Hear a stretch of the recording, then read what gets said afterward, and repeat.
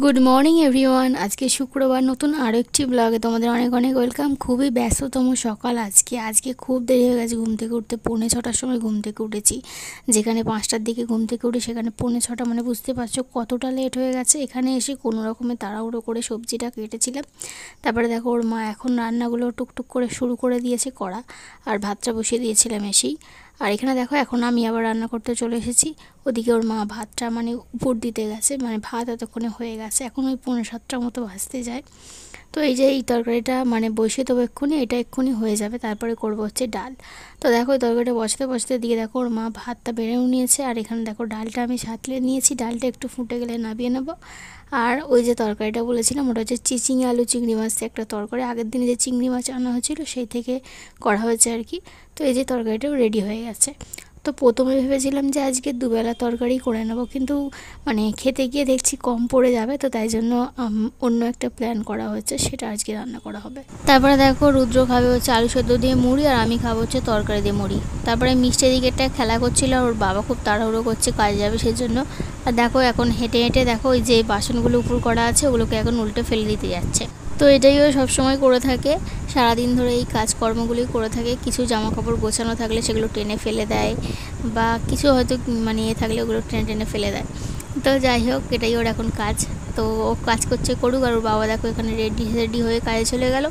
আর আজকে একটু ওয়েদারটা ভালো আছে, তাই জন্য জামা কাপড়গুলো বাইরেই শুকনো দিয়ে দিয়েছি, ঘরে আর দিইনি।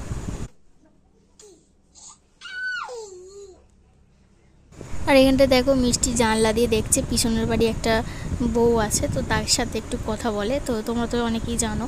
তো দেখো জানলা দিয়ে দেখছে আর ওর সাথে মানে কথা বলছে আওয়াজ দিয়ে দিয়ে। আর এখানটা দেখো দুপুরবেলা দেখা করছি, মিষ্টির জন্য আজকে বানিয়েছি হচ্ছে একটু ডালিয়া। এনে কুমড়ো, গাজর, মুসুর ডাল আর ডালিয়া দিয়ে একটু ডালিয়া বানিয়েছি। অল্প একটু আলু দিয়েছি, যেটা না দিলেই একদমই নয়। তবে ডালিয়াটা অনেকটা হয়ে গেছে, জলটাও বেশি পরিমাণে পড়ে গেছে, তো একদমই অল্প করে ও একটু খেয়েছিল, কারণ এতটা তো ও খাবেও না। যদিও বা যদি হতো তাও কিন্তু খাইনি, বাদবাকিটা ভেবেছিলাম আমি খেয়ে নেবো, কিন্তু পরে আর ভালো লাগেনি, ফেলে দিয়েছি। আর এখানটা দেখো বিকালবেলা দেখা করছি। বিকালবেলা আজকে রান্না করব হচ্ছে ঘুগনি। তখন তো বললামই যে তরকারি মানে কম পড়বে, টেনে টুনে খাওয়ার থেকে ভালো বিকালে কিছু রান্না করে নেওয়া, তাই ঘুগনি আর আজকে লুচি করা হবে। তো এটাই ঠিক করা হয়েছে। এখানে দেখো সবজি কেটে নিয়েছি, সবজি বলতে গেলে ওই টমেটো, পেঁয়াজ আর আদা রসুনটা বেটে নিয়েছি, আর একটুখানি গরম মশলা বেটে রেখেছি, সেটা লাস্টে দেবো।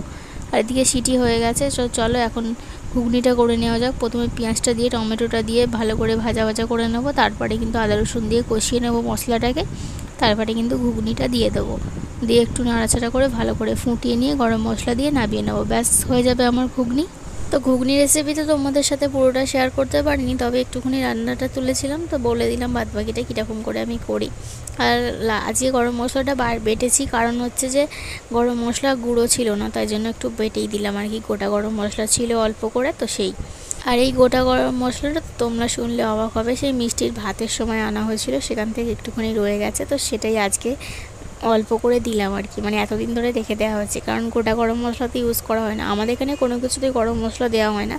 আমি রান্না করলে একটু গুঁড়ো গরম মশলা দিই অল্প করে, তবে গোটাটা দেওয়া হয় না। তো যাই হোক, ওদিকে ঘুগনিটা করে নিয়েছি, এদিকে মানে মুছে নিয়েছি জায়গাটা। তারপরে দেখো এখানটা আমি এখন ময়দাটা মেখে রাখবো। তো আগে থেকে মেখে রাখলে কি হয়, যখন কেউ মানে ওর রুদ্র আসবে কি আমরা হয়তো সন্ধ্যেবেলা একটু ভেজে খেলাম, তো সেটা করে নেওয়া যায়, কোনো রকম অসুবিধা হয় না, মাখা থাকলে টকটক করে ভেজেটা নেওয়া যায়। তো তাই জন্য এখনই মেখে রাখছি, মেখে একটুখানি গা দেবো। আজকে গরম পড়েছে, যেহেতু বৃষ্টিটা হচ্ছে না, গরমটা ভালোই পড়েছে। আর এটা হচ্ছে আগের দিনে লুচি হয়েছিল, মানে কিছুদিন আগে, তো সেই তেলটা ছিল, তো এই তেলটার জন্যই আরও তাড়াহুড়ো করে আজকে লুচিটা করলাম। তো এই যে দেখো এখানে গরম জলটা ফুটছে, তো ওটা ভালো করে ফুটে এলে তারপরে কিন্তু গরম জলটা দিয়ে আমি ময়দাটা মেখে নিয়েছিলাম, আর আগের যে তেলটা ছিল ওটা দিয়ে ময়দাটা পুরো ময়ম দিয়ে দিয়েছি। আর এখানে দেখো মিষ্টি চলে এসেছে, ঘুরতে গেছিলো ওর ঠাকুমার সাথে, তো এখন চলে এসেছে, এসে এখন খেলা করছে। আর এখানে দেখো সন্ধ্যেবেলা অল্প করে একটু লুচি ভেজেছি, 5টার মতো লুচি আছে, তো এটা এখন দুজনে মিলে খেয়ে নেবো। মিষ্টিকে এখান থেকে একটুখানি লুচি ছিঁড়ে দিয়েছিলাম, তবে ও সেটা পেয়ে ভীষণই খুশি হয়েছে, ভীষণ চেঁচামেচি করছিল আর কি খুশিতে।